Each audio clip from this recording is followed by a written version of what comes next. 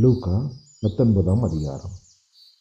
அவர் எரிகோவில் பிரவேசித்து அதன் வழியாக நடந்து போகையில், ஆயக்காரருக்கு தலைவனும் ஐஸ்வர்யமாயிருந்த சகேயு என்னப்பட்ட ஒரு மனுஷன் இயேசு எப்படிப்பட்டவரோ என்று அவரை பார்க்க வகை தேடினான். அவன் குள்ளனானபடியால் ஜனக்கூட்டத்தில் அவரை காணக்கூடாமல் அவர் போகும் வழியில் முன்னாக ஓடி அவரை பார்க்கும்படி ஒரு காட்டத்தி மரத்தில் ஏறினான். இயேசு அந்த இடத்தில் வந்தபோது அண்ணாந்து பார்த்து அவனை கண்டு, சக்கேயுவே, நீ சீக்கிரமாய் இறங்கி வா, இன்றைக்கு நான் உன் வீட்டிலே தங்க வேண்டும் என்றார். அவன் சீக்கிரமாய் இறங்கி சந்தோஷத்தோடே அவரை அழைத்து கொண்டு போனான். அதை கண்ட யாவரும், இவர் பாவியான மனுஷனிடத்தில் தங்கும்படி போனார் என்று முறுமுறுத்தார்கள். சக்கேயு நின்று கர்த்தரை நோக்கி, ஆண்டவரே, என் ஆஸ்திகளின் பாதியை ஏழைகளுக்கு கொடுத்தேன். நான் ஒருவனிடத்தில் எதையாகிலும் அநியாயமாய் வாங்கினதுண்டானால் நாளத்தனையாக திரும்பச் செலுத்துகிறேன் என்றான். இயேசு அவனை நோக்கி, இன்றைக்கு இந்த வீட்டுக்கு இரட்சிப்பு வந்தது, இவனும் ஆபிரகாமுக்கு குமாரனாய் இருக்கிறானே. இழந்து போனதை தேடவும் இரட்சிக்கவுமே மனுஷகுமாரன் வந்திருக்கிறார் என்றார். அவர்கள் இவைகளை கேட்டுக்கொண்டிருக்கையில், அவர் எருசலேமுக்கு சமீபமாய் இருந்தபடியினாலும் தேவனுடைய ராஜ்யம் சீக்கிரமாய் வெளிப்படும் என்று அவர்கள் நினைத்தபடியினாலும் அவர் ஒரு ஓமையை சொன்னார். பிரபுவாகிய ஒருவன் ஒரு ராஜ்யத்தை பெற்றுக்கொண்டு திரும்பி வரும்படி தூர தேசத்திற்கு போக புறப்பட்டான். புறப்படும்போது அவன் தன் ஊழியக்காரரில் 10 பேரை அழைத்து அவர்களிடத்தில் 10 ராத்தல் திரவியங்கள் கொடுத்து, நான் திரும்பி வரும் அளவும் இதை கொண்டு வியாபாரம் பண்ணுங்கள் என்று சொன்னான். அவனுடைய ஊரார் அவனை பகைத்து, இவன் எங்கள் மேல் ராஜாவாய் இருக்கிறது எங்களுக்கு மனதில்லை என்று சொல்லும்படி அவன் பின்னே ஸ்தானாதிபதிகளை அனுப்பினார்கள். அவன் ராஜ்யத்தை பெற்றுக்கொண்டு திரும்பி வந்தபோது தன்னிடத்தில் திரவியம் வாங்கியிருந்த அந்த ஊழியக்காரரில் அவனவன் வியாபாரம் பண்ணி சம்பாதித்தது இவ்வளவென்று அறியும்படி அவர்களை தன்னிடத்தில் அழைத்து வரச் சொன்னான். அப்பொழுது முந்தினவன் வந்து, ஆண்டவனே, உம்முடைய ராத்தலினால் 10 ராத்தல் ஆதாயம் கிடைத்தது என்றான். எஜமான் அவனை நோக்கி, நல்லது, உத்தம ஊழியக்காரனே, நீ கொஞ்சத்தில் உண்மையுள்ளவனாய் இருந்தபடியால் 10 பட்டணங்களுக்கு அதிகாரியாய் இரு என்றான். அப்படியே 2ஆம் ஊழியக்காரன் வந்து, ஆண்டவனே, உம்முடைய ராத்தலினால் 5 ராத்தல் ஆதாயம் கிடைத்தது என்றான். அவனையும் அவன் நோக்கி, நீயும் 5 பட்டணங்களுக்கு அதிகாரியாயிரு என்றான். பின்பு வேறொருவன் வந்து, ஆண்டவனே, இதோ உம்முடைய ராத்தல், இதை ஒரு சீலையிலே வைத்திருந்தேன். நீர் வைக்காததை எடுக்கிறவரும் விதைக்காததை அறுக்கிறவருமான கடினமுள்ள மனுஷன் என்று அறிந்து உமக்கு பயந்திருந்தேன் என்றான். அதற்கு அவன், கொள்ளாத ஊழியக்காரனே, உன் வாய்ச்சொல்லை கொண்டே உன்னை நியாயம் தீர்க்கிறேன். நான் வைக்காததை எடுக்கிறவனும் விதைக்காததை அறுக்கிறவனுமான கடினமுள்ள மனுஷன் என்று அறிந்தாயே, என்னை ஏன் நீ என் திரவியத்தை காசு கடையிலே வைக்கவில்லை? வைத்திருந்தால் நான் வரும்போது அதை வட்டியோடு வரப்பற்றி கொள்வேனே என்று சொல்லி சமீபமாய் நிற்கிறவர்களை நோக்கி, அந்த ராத்தலை அவன் கையிலிருந்து எடுத்து 10 ராத்தல் உள்ளவனுக்கு கொடுங்கள் என்றார். அதற்கு அவர்கள், ஆண்டவனே, அவனுக்கு 10 ராத்தல் இருக்கிறதே என்றார்கள். அதற்கு அவன், உள்ளவன் எவனுக்கும் கொடுக்கப்படும், இல்லாதவனிடத்தில் உள்ளதும் எடுத்துக்கொள்ளப்படும் என்று உங்களுக்கு சொல்லுகிறேன். அன்றியும் தங்கள் மேல் நான் ராஜாவாகிறதற்கு மனதில்லாதவர்களாகிய என்னுடைய சத்துருக்களை இங்கே கொண்டு வந்து எனக்கு முன்பாக வெட்டி போடுங்கள் என்று சொன்னான் என்றார். இவைகளை அவர் சொன்ன பின்பு எருசலேமுக்கு புறப்பட்டு முந்தி நடந்து போனார். அவர் ஒலிவமலை எண்ணப்பட்ட மலையின் அருகான பெத்பகே, பெத்தானியா என்னும் ஊர்களுக்கு சமீபித்த போது தம்முடைய சீஷல் 2 பேரை நோக்கி, உங்களுக்கு எதிரே இருக்கிற கிராமத்துக்கு போங்கள். அதிலே பிரவேசிக்கும் போது மனுஷர் ஒருவரிலும் ஒரு காலம் ஏறுகிறாத கழுதை குட்டியை கட்டி இருக்க காண்பீர்கள். அதை அவிழ்த்து கொண்டு வாருங்கள். அதை ஏன் அவிழ்க்கிறீர்கள் என்று யாராவது உங்களிடத்தில் கேட்டால், இது ஆண்டவருக்கு வேண்டும் என்று சொல்லுங்கள் என்றார். அனுப்பப்பட்டவர்கள் போய் தங்களுக்கு அவர் சொன்னபடியே கண்டார்கள். கழுதை குட்டியை அவர்கள் அவிழ்க்கும் போது அதற்கு உடையவர்கள், குட்டியை ஏன் அவிழ்க்கிறீர்கள் என்று கேட்டார்கள். அதற்கு அவர்கள், அது ஆண்டவருக்கு வேண்டும் என்று சொல்லி அதை இயேசுவினிடத்தில் கொண்டு வந்து தங்கள் வஸ்திரங்களை அதன் மேல் போட்டு இயேசுவை அதன் மேல் ஏற்றினார்கள். அவர் போகையில் அவர்கள் தங்கள் வஸ்திரங்களை வழியிலே விரித்தார்கள்.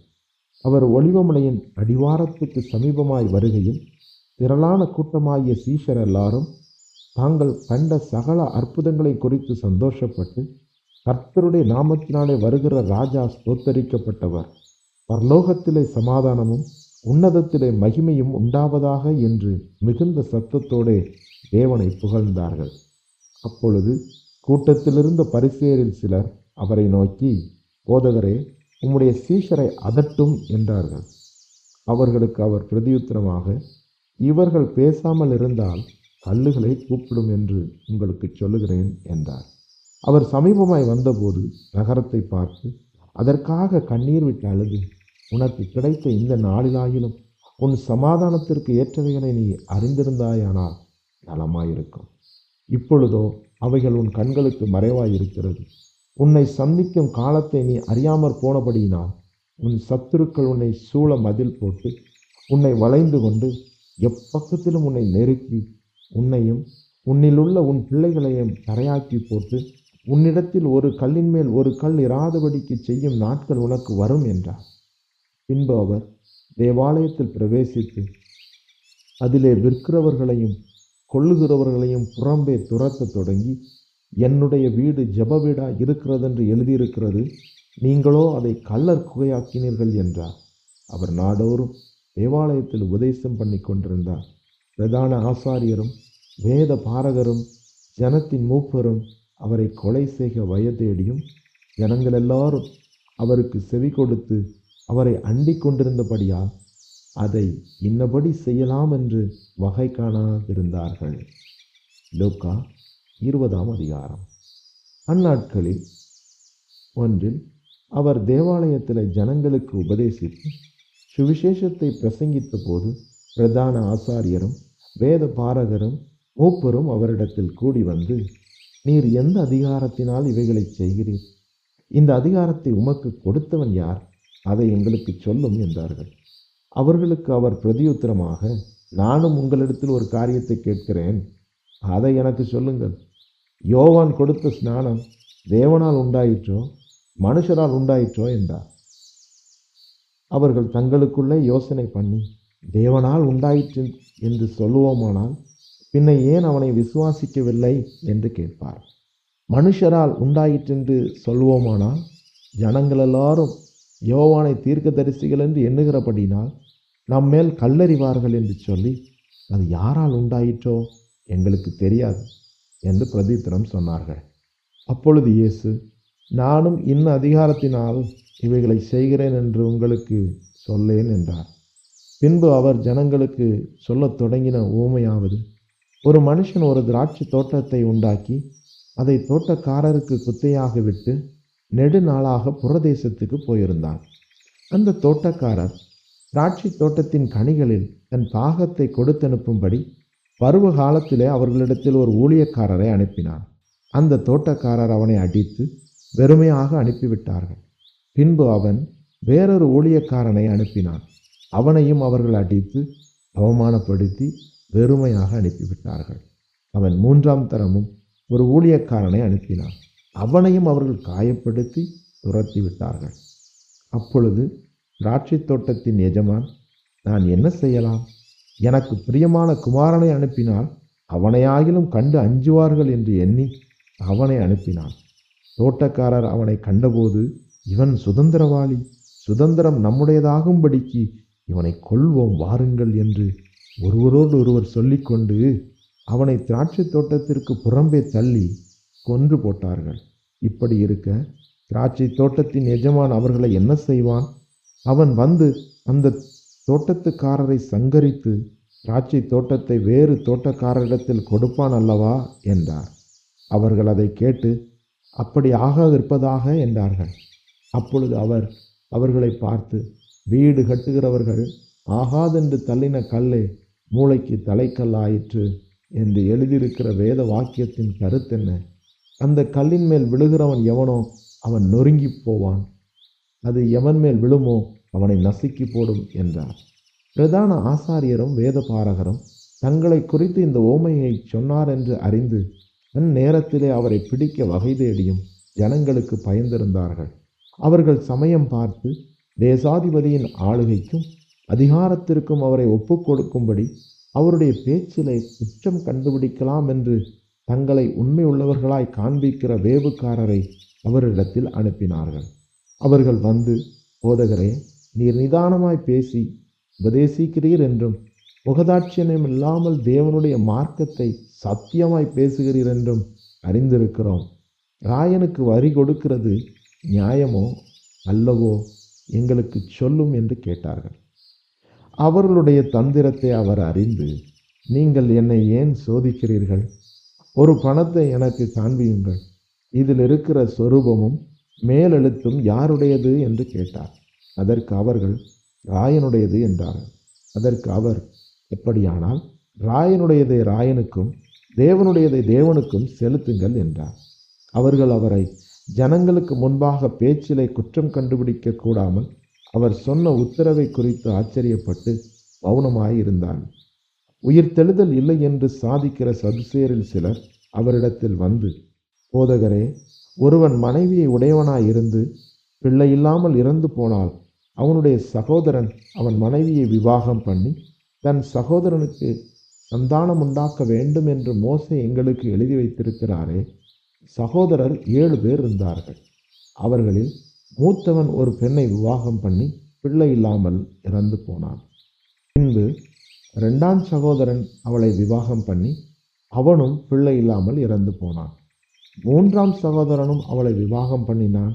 அப்படியே 7 பேரும் அவளை விவாகம் பண்ணி பிள்ளை இல்லாமல் இறந்து போனார்கள். எல்லாருக்கும் பின்பு இந்த ஸ்திரீயும் இறந்து போனார். இவ்விதமாய் 7 பேரும் அவளை விவாகம் பண்ணி இருக்க, உயிர்த்தெழுதலில் அவர்களில் எவனுக்கு அவள் மனைவியாய் இருப்பாள் என்று கேட்டார்கள்.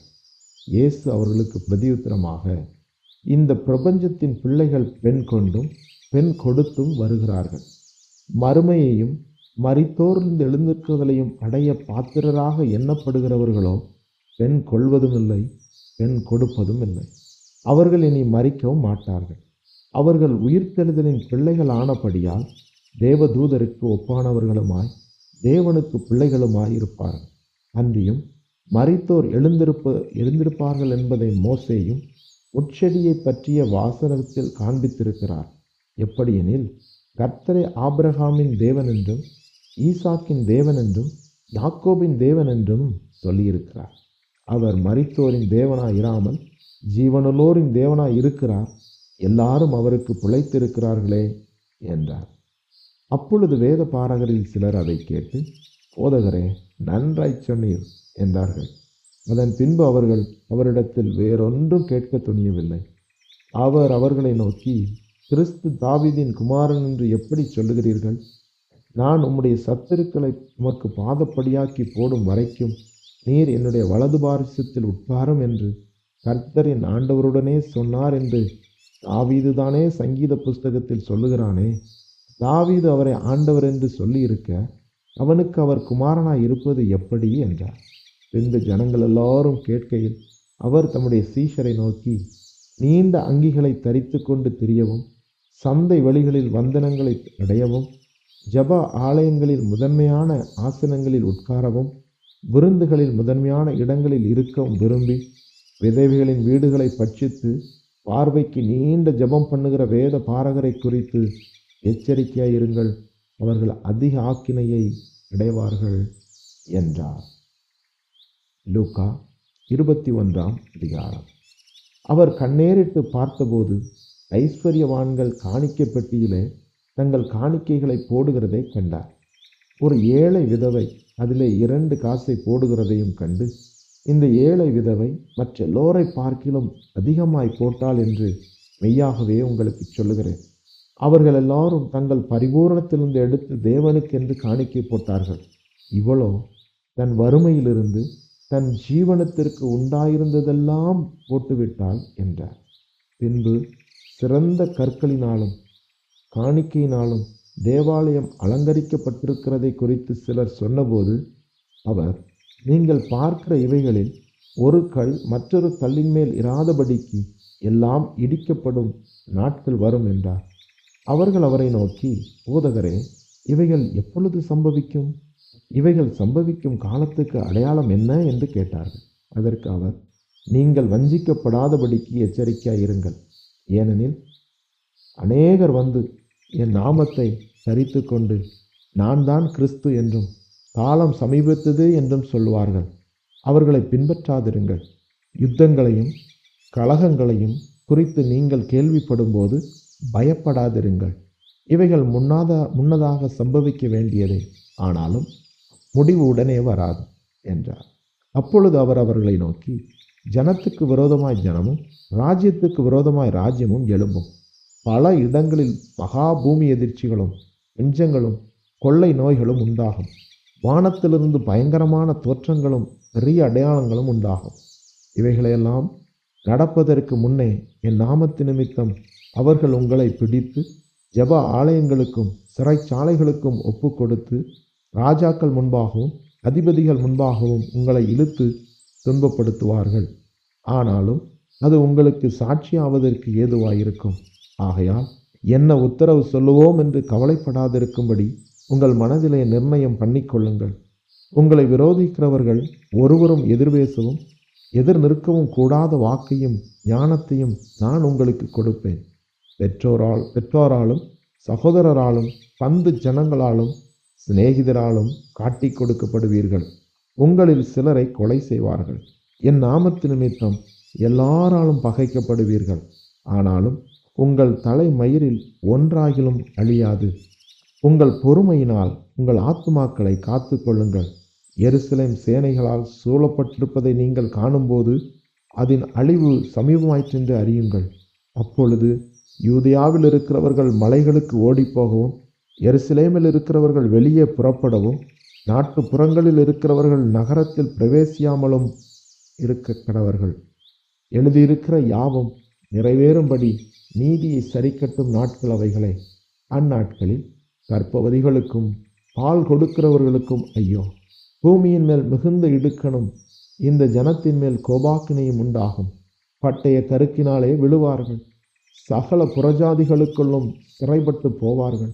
புறஜாதியரின் காலம் நிறைவேறும் வரைக்கும் எருசலேம் புறஜாதியாரால் மிதிக்கப்படும். சூரியனிலும் சந்திரனிலும் நட்சத்திரங்களிலும் அடையாளங்கள் தோன்றும். பூமியின் மேலுள்ள ஜனங்களுக்கு தத்தளிப்பும் இடுக்கணும் உண்டாகும். சமுத்திரமும் அலைகளும் முழக்கமுமாயிருக்கும். வானத்தின் சத்துவங்கள் அசைக்கப்படும். ஆதலால் பூமியின் மேல் வரும் ஆபத்துக்களுக்கு பயந்து எதிர்பார்த்திருக்கிறதினால் மனுஷருடைய இருதயம் சோர்ந்து போகும். அப்பொழுது மனுஷகுமாரன் மிகுந்த வல்லமையோடும் மகிமையோடும் மேகத்தின் மேல் வருகிறதை காண்பார்கள். இவைகள் சம்பவிக்க தொடங்கும் போது உங்கள் மீட்பு சமீபமாயிருப்பதால் நீங்கள் நிமிர்ந்து பார்த்து உங்கள் தலைகளை உயர்த்துங்கள் என்றார். அன்றியும் அவர்களுக்கு ஒரு உவமையை சொன்னார். அத்தி மரத்தையும் மற்றெல்லா மரங்களையும் பாருங்கள். அவைகள் துளிர்க்கிறதை நீங்கள் காணும்போது வசந்த காலம் சமீபமாயிற்றென்று அறிகிறீர்கள். அப்படியே அவைகள் சம்பவிக்கிறதை நீங்கள் காணும்போது தேவனுடைய ராஜ்யம் சமீபமாயிற்றென்று அறியுங்கள். இவையெல்லாம் சம்பவிக்கும் முன் இந்த சந்ததி ஒளிந்து போகாதென்று மெய்யாகவே உங்களுக்கு சொல்லுகிறேன். வானமும் பூமியும் ஒளிந்து போகும், என் வார்த்தைகளோ ஒளிந்து போவதில்லை. உங்கள் இருதயங்கள் பெருந்திண்டியினாலும் வெறியினாலும் லௌகீக கவலைகளினாலும் பாரமடையாதபடிக்கும் நீங்கள் நினையாத நேரத்தில் அந்த நாள் உங்கள் மேல் வராதபடிக்கும் எச்சரிக்கையாயிருங்கள். பூமியில் எங்கும் குடியிருக்கிற அனைவர் மேலும் அது ஒரு கண்ணியைப் போல வரும். ஆகையால் இனி சம்பவிக்க போகிற இவைகளுக்கெல்லாம் நீங்கள் தப்பி மனுஷகுமாரனுக்கு முன்பாக நிற்க பாத்திரவான்களாக எண்ணப்படுவதற்கு எப்பொழுதும் ஜெபம் பண்ணி விழித்திருங்கள் என்றார்.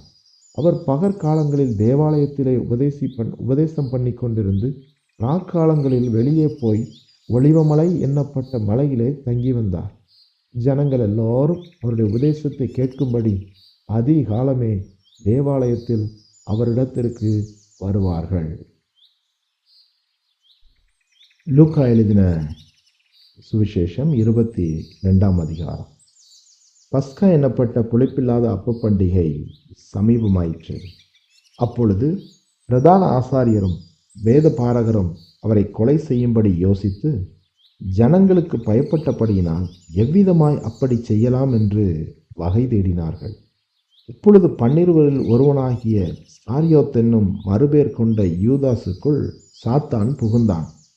அவன் பிரதான ஆசாரியர்களிடத்திலும் சேனை தலைவர்களிடத்திலும் போய் அவரை காட்டிக் கொடுக்கும் வகையை குறித்து அவர்களுடைய ஆலோசனை பண்ணினான். அவர்கள் சந்தோஷப்பட்டு அவனுக்கு பணம் கொடுக்க உடன்பட்டார்கள்.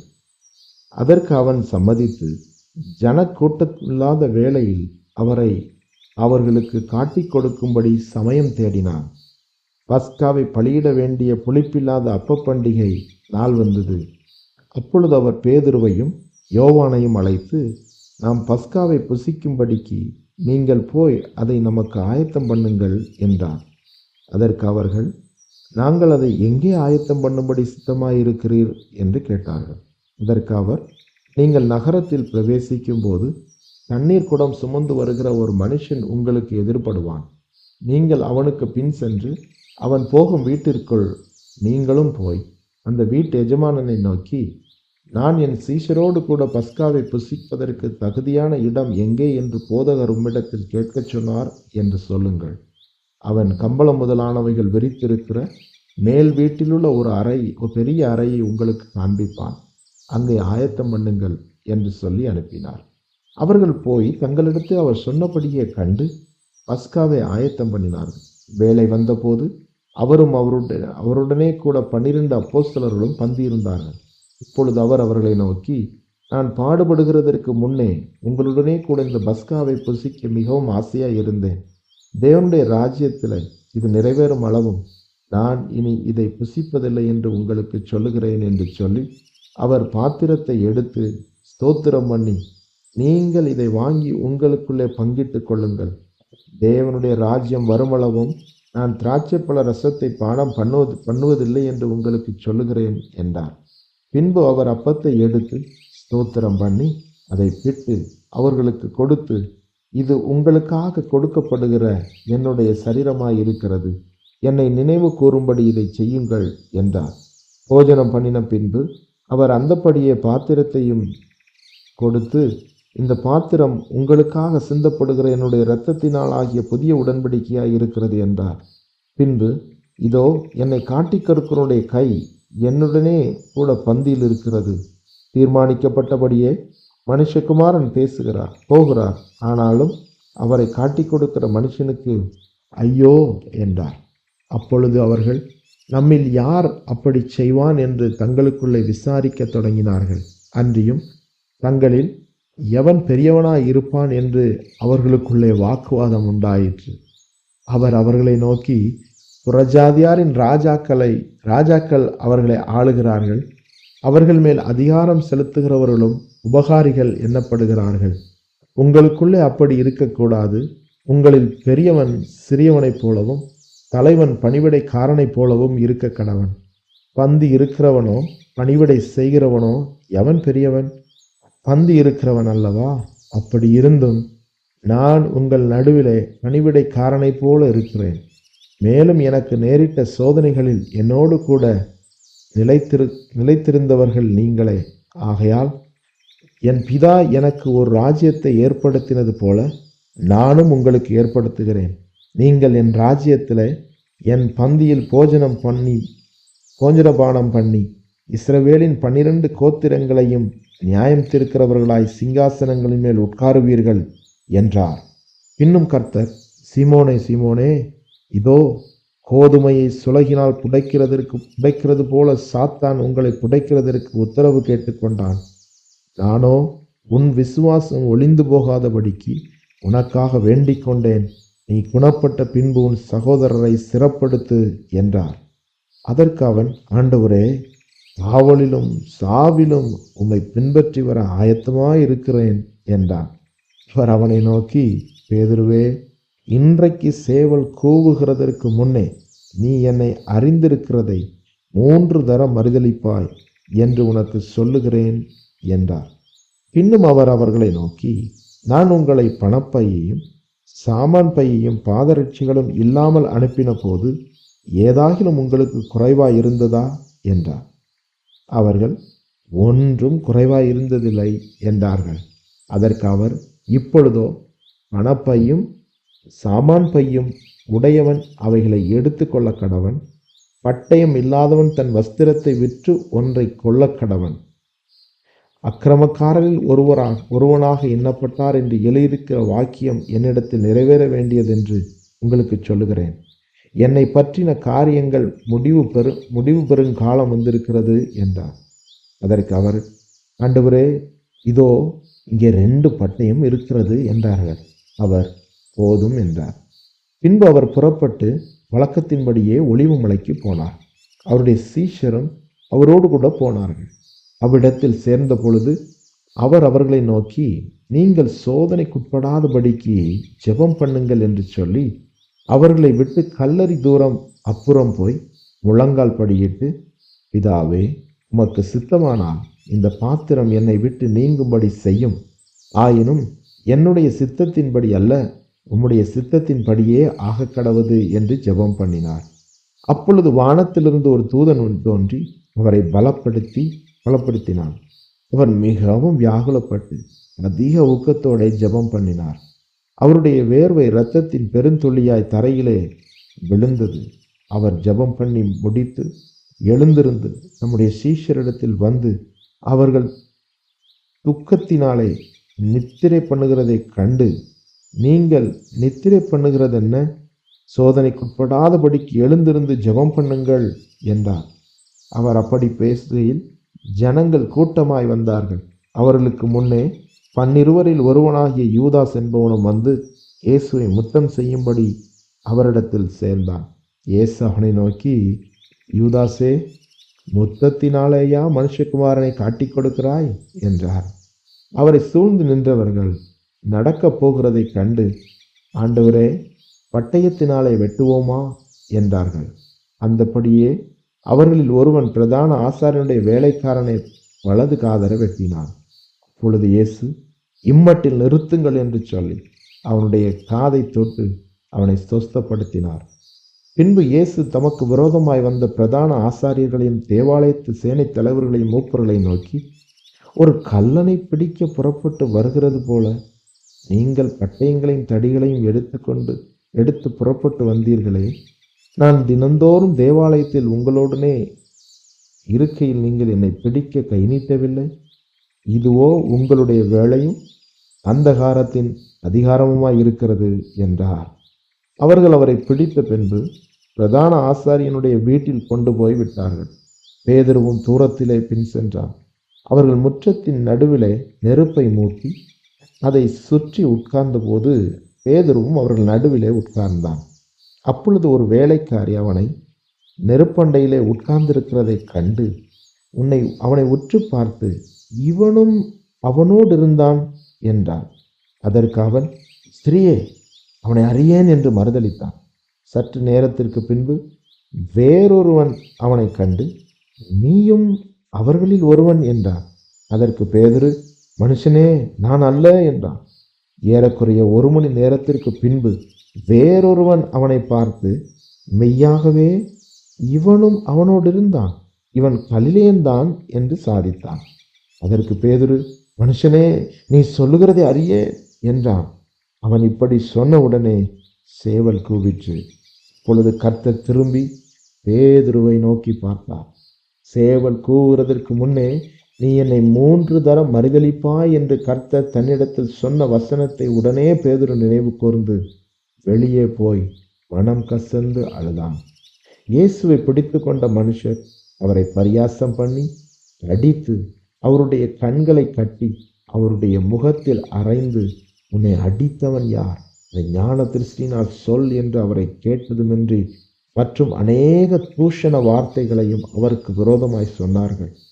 விடியற் காலமான போது ஜனத்தின் மூப்பரும் பிரதான ஆசாரியரும் வேத பாரகரும் கூடி வந்து தங்கள் ஆலோசனை சங்கத்தில் அவரை கொண்டு வந்து நிறுத்தி, நீ கிறிஸ்துவா? அதை எங்களுக்கு சொல் என்றார்கள். அதற்கு அவர், நான் உங்களுக்கு சொன்னாலும் நம்ப மாட்டீர்கள். நான் உங்களிடத்தில் வினாவினாலும் எனக்கு மாறுதரம் சொல்ல மாட்டீர்கள் என்று என்னை விடுதலை பண்ணவும் மாட்டீர்கள். இது முதல் மனுஷகுமாரன் சர்வ வல்லமையுள்ள தேவனுடைய வலது பாரிசத்தில் வீற்றிருப்பார் என்றார். அதற்கு அவர்கள் எல்லோரும், அப்படியானால் நீ தேவனுடைய குமாரனா என்று கேட்டார்கள். இதற்கு அவர், நீங்கள் சொல்லுகிறபடியே நான் அவர்தான் என்றார். அப்பொழுது அவர்கள், இனி வேறு சாட்சி நமக்கு வேண்டுவதென்ன? நாமே இவனுடைய வாயினாலே கேட்டோமே என்றார்கள். லூக்கா எழுதின நற்செய்தி நூல் 23ஆம் அதிகாரம். அவருடைய கூட்டத்தார் எல்லாரும் எழுந்திருந்து அவரை பிலாத்துவினிடத்தில் கொண்டு போய், இவன் தன்னை கிறிஸ்து எண்ணப்பட்ட ராஜாவென்றும் ராயருக்கு வரி கொடுக்க வேண்டுவதில்லை என்றும் சொல்லி ஜனங்களை கலகப்படுத்த கண்டோம் என்று அவர் மேல் குற்றம் சாட்டத் தொடங்கினார்கள். பிலாத்து அவரை நோக்கி, நீ யூதருடைய ராஜாவா என்று கேட்டான். அவர் அவனுக்கு பிரதியுத்தரமாக, நீர் சொல்லுகிறபடிதான் என்றார். அப்பொழுது பிலாத்து பிரதான ஆசாரியர்களையும் ஜனங்களையும் நோக்கி, இந்த மனுஷனிடத்தில் நான் ஒரு குற்றத்தையும் காணவில்லை என்றான். அதற்கு அவர்கள், இவன் கலிலேயா நாடு தொடங்கி இவ்விடம் வரைக்கும் யூதேயா தேசமெங்கும் உபதேசம் பண்ணி ஜனங்களை கலகப்படுத்துகிறான் என்று வைராக்கியத்தோடு சொன்னார்கள். கலிலேயா என்பதை பிலாத்து கேட்டபோது, இந்த மனுஷன் கலிலேயனா என்று விசாரித்து, அவர் ஏரோதின் அதிகாரத்திற்குள்ளானவர் என்று அறிந்து, அந்நாட்களில் எருசலேமிலே வந்திருந்த ஏரோதனிடத்திற்கு அவரை அனுப்பினான். ஏரோது இயேசுவை குறித்து அநேக காரியங்களை கேள்விப்பட்டிருந்தாலும் அவரால் செய்யப்படும் அடையாளத்தை பார்க்க வேண்டுமென்று விரும்பியிருந்தபடினாலும் அவரை காணும்படி வெகு நாளாய் ஆசை கொண்டிருந்தான். அந்தபடி அவரை கண்டபோது மிகவும் சந்தோஷப்பட்டு அநேக காரியங்களை குறித்து அவரிடத்தில் வினாவினான். அவர் மறுமொழியாக அவனுக்கு ஒன்றும் சொல்லவில்லை. பிரதான ஆசாரியரும் வேதபாரகரும் அவர் மேல் பிடிவாதமாய் குற்றம் சாட்டி கொண்டே நின்றார்கள். அப்பொழுது ஏரோது தன் போர் சேவகரோடே கூட அவரை நிந்தித்து பரியாசம் பண்ணி மினுக்கான வஸ்திரத்தை அவருக்கு உடுத்தி அவரை திரும்ப பிலாத்துவினிடத்திற்கு அனுப்பினான். முன்னே ஒருவருக்கொருவர் பகையாயிருந்த பிலாத்துவும் ஏரோதும் அன்றைய தினம் சிநேகிதரானார்கள். பிலாத்து பிரதான ஆசாரியர்களையும் அதிகாரிகளையும் ஜனங்களையும் கூடி வரச் செய்து அவர்களை நோக்கி, ஜனங்களை கலகத்திற்கு தூண்டுகிறவனாக இந்த மனுஷனை என்னிடத்தில் கொண்டு வந்தீர்கள். நான் உங்களுக்கு முன்பாக விசாரித்த போது இவன் மேல் நீங்கள் குற்றம் சாட்டுகிற குற்றங்களில் ஒன்றையும் நான் இவனிடத்தில் காணவில்லை. உங்களை ஏரோதனிடத்திற்கும் அனுப்பினேன், அவரும் இவனிடத்தில் குற்றம் காணவில்லை. மரணத்திற்கு ஏதுவாக இவன் ஒன்றும் செய்யவில்லையே. ஆனபடியால் இவனை தண்டித்து விடுதலையாக்குவேன் என்றான். பண்டிகை தோறும் அவர்களுக்கு ஒருவனை அவன் விடுதலையாக்குவது அவசியமாயிருந்தபடியினால் இப்படி சொன்னான். ஜனங்கள் எல்லோரும் அதை கேட்டு, இவனை அகற்றும், பரபாசை எங்களுக்கு விடுதலையாக்கும் என்று சத்தமிட்டு கேட்டார்கள். அந்த பரபாஸ் என்பவன் நகரத்தில் நடந்த ஒரு கலகத்தின் நிமித்தம் கொலை பாதகத்தின் நிமித்தமும் காவலிலே வைக்கப்பட்டிருந்தான். பிலாத்து இயேசுவை விடுதலையாக்க மனதாய் மறுபடியும் அவரிடத்தில் பேசினான். அவர்களோ, அவனை சிலுவையில் அறையும் என்று கூக்குரலிட்டார்கள். அவன் 3 தரம் அவர்களை நோக்கி, ஏன் இவன் என்ன பொல்லாப்பு செய்தான்? மரணத்திற்கு ஏதுவான குற்றம் ஒன்றும் இவனிடத்தில் நான் காணவில்லையே. ஆகையால் நான் இவனை தண்டித்து விடுதலையாக்குவேன் என்றான். எப்படி இருந்தும் அவரை சிலுவையில் அறைய வேண்டும் என்று அவர்கள் உரத்த சத்தத்தோடு வேண்டிக் கொண்டே இருந்தார்கள். அவர்களும் பிரதான ஆசாரியரும் இட்ட சத்தம் மேற்கொண்டது. அப்பொழுது அவர்கள் கேட்டுக்கொண்டபடியே ஆகட்டும் என்று பிலாத்து தீர்ப்பு செய்து, கலகத்தின் நிமித்தமும் கொலை பாதகத்தின் நிமித்தமும் காவலில் போடப்பட்டிருந்தவனை அவர்கள் கேட்டுக்கொண்டபடியே விடுதலையாக்கி இயேசுவையோ அவர்கள் இஷ்டத்திற்கு ஒப்பு கொடுத்தான். அவர்கள் இயேசுவை கொண்டு போகிற போது நாட்டிலிருந்து வருகிற சீரேனே ஊரனாகிய சீமோன் என்கிற ஒருவனை பிடித்து சிலுவையை அவர் பின்னே சுமந்து கொண்டு வரும்படி அதை அவர்கள் அவன் மேல் வைத்தார்கள். திரள் கூட்டமான ஜனங்களும் அவருக்காக புலம்பி அழுகிற ஸ்திரீகளும் அவருக்கு பின் சென்றார்கள். இயேசு அவர்கள் முகமாய் திரும்பி, எருசலேமின் குமாரத்திகளே, நீங்கள் எனக்காக அழாமல் உங்களுக்காகவும் உங்கள் பிள்ளைகளுக்காகவும் அழுங்கள். இதோ மலடிகள் பாக்கியவதிகள் என்றும் பிள்ளை பெறாத கற்பங்கள் பால் கொடாத முளைகளும் பாக்கியமுள்ளவைகள் என்றும் சொல்லப்படும் நாட்கள் வரும். அப்பொழுது மலைகளை நோக்கி எங்கள் மேல் விழுங்கள் என்றும் குன்றுகளை நோக்கி எங்களை மறைத்துக் கொள்ளுங்கள் என்றும் சொல்லத் தொடங்குவார்கள். பச்சை மரத்துக்கு இவைகளை செய்தால் பட்ட மரத்திற்கு என்ன செய்ய மாட்டார்கள் என்றார். குற்றவாளிகளாகிய வேற 2 பேரும் அவரோடே கூட கொலை செய்யப்படுவதற்கு கொண்டு போகப்பட்டார்கள். கபாலஸ்தலம் என்று சொல்லப்பட்ட இடத்தில் அவர்கள் சேர்ந்தபோது அங்கே அவரையும் அவருடைய வலது பக்கத்தில் ஒரு குற்றவாளியையும் அவருடைய இடது பக்கத்தில் ஒரு குற்றவாளியையும் சிலுவைகளில் அறைந்தார்கள். அப்பொழுது இயேசு, பிதாவே, இவர்களுக்கு மன்னியும், தாங்கள் செய்கிறது இன்னதென்று அறியாதிருக்கிறார்களே என்றார். அவருடைய வஸ்திரங்களை அவர்கள் பங்கிட்டு சீட்டு போட்டார்கள். ஜனங்கள் நின்று பார்த்து கொண்டிருந்தார்கள். அவர்களுடனே கூட அதிகாரிகளும் அவரை இகழ்ந்து, இவன் மற்றவர்களை ரட்சித்தான், இவன் தேவனால் தெரிந்து கொள்ளப்பட்ட கிறிஸ்துவானால் தன்னைத்தானே ரட்சித்துக் கொள்ளட்டும் என்றார்கள். ஓர் சேவகரும் அவரிடத்தில் சேர்ந்து அவருக்கு காடியை கொடுத்து, நீ யூதரின் ராஜாவானால் உன்னை ரட்சித்துக்கொள் என்று அவரை பரியாசம் பண்ணினார்கள். இவன் யூதருடைய ராஜா என்று கிரேக்கு, லத்தீன், எபிரேய எழுத்துக்களில் எழுதி அவருக்கு மேலாக வைக்கப்பட்டது. அன்றியும் சிலுவையில் அறையப்பட்டிருந்த குற்றவாளிகளில் ஒருவன், நீ கிறிஸ்துவானால் உன்னையும் எங்களையும் ரட்சித்துக்கொள் என்று அவரை இகழ்ந்தான். மற்றவன் அவனை நோக்கி, நீ இந்த ஆக்கினைக்குட்பட்டவனாயிருந்தும் தேவனுக்கு பயப்படுகிறதில்லையா? நாமோ நியாயப்படி தண்டிக்கப்படுகிறோம். நாம் நடப்பித்தவைகளுக்கு தக்க பலனை அடைகிறோம். இவரோ தகாததொன்றையும் நடப்பிக்கவில்லையே என்று அவனை கடிந்து கொண்டு இயேசுவை நோக்கி, ஆண்டவரே, நீர் உம்முடைய ராஜ்யத்தில் வரும்போது அடியேனை நினைத்தருளும் என்றான்.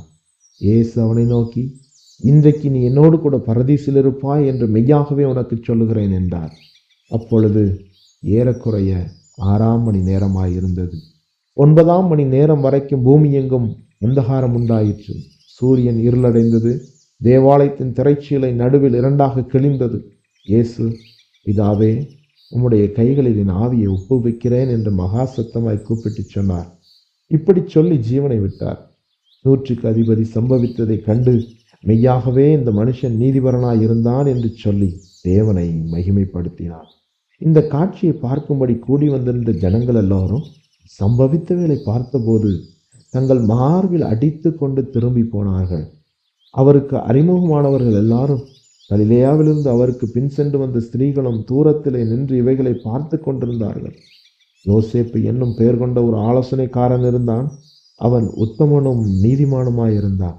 அவன் யூதருடைய பட்டணங்கள் ஒன்றாகிய அரிமத்தியாவிலிருந்து வந்தவனும் தேவனுடைய ராஜ்யத்திற்கு காத்திருந்தவனும் யூதர்களுடைய ஆலோசனைக்கும் செய்கைக்கும் சம்மதியாதவனுமாயிருந்தான். அவன் பிலாத்துவிடத்தில் போய் இயேசுவின் சரீரத்தை கேட்டு அதை இறக்கி மெல்லிய துப்பட்டியிலே சுற்றி கண்மலையில் வெட்டப்பட்டதுமாய் ஒரு காலும் ஒருவனும் வைக்கப்படாததுமாய் இருந்த ஒரு கல்லறையிலே வைத்தான். அந்த நாள் ஆயத்த நாளாயிருந்தது. ஓய்வு நாளும் ஆரம்பமாயிற்று. கலிலேயாவிலிருந்து அவருடனே கூட வந்திருந்த ஸ்திரீகளும் பின் சென்று கல்லறையையும் அவருடைய சரீரம் வைக்கப்பட்ட விதத்தையும் பார்த்து திரும்பி போய் கந்த வர்க்கங்களையும் பரிமள தைலங்களையும் ஆயத்தம் பண்ணி கற்பனையின்படியே ஓய்வு நாளில் ஓய்ந்திருந்தார்கள். லூக்கா எழுதின நற்செய்தி நூல் 24ஆம் அதிகாரம். வாரத்தின் முதல் நாள் அதிகாலையிலே தாங்கள் ஆயத்தம் பண்ணின கந்த வர்க்கங்களை அவர்கள் எடுத்துக்கொண்டு வேறு சில ஸ்திரீகளோடும் கூட கல்லறையினிடத்தில் வந்தார்கள். கல்லறையை அடைத்திருந்த கல் புரட்டி தள்ளப்பட்டிருக்கிறதை கண்டு உள்ளே பிரவேசித்து கர்த்தராகிய இயேசுவின் சரீரத்தை காணாமல் அதை குறித்து மிகுந்த கலக்கமடைந்திருக்கையில் பிரகாசமுள்ள வஸ்திரம் தரித்த 2 பேர் அவர்கள் அருகே நின்றார்கள். அந்த ஸ்திரீகள் பயப்பட்டு தலை கவிழ்ந்து தரையை நோக்கி நிற்கையில் அந்த 2 பேரும் அவர்களை நோக்கி, உயிரோடு இருக்கிறவரை நீங்கள் மரித்தோரிடத்தில் தேடுகிறது என்ன? அவர் இங்கே இல்லை, அவர் உயிர்த்தெழுந்தார். மனுஷகுமாரன் பாவிகளான மனுஷர் கைகளில் ஒப்புக் கொடுக்கப்படவும் சிலுவையில் அறையப்படவும் 3ஆம் நாளில் எழுந்திருக்கவும் வேண்டுமென்பதாக அவர் கலிலேயாவில் இருந்த காலத்தில் உங்களுக்கு சொன்னதை நினைவு கூறுங்கள் என்றார்கள்.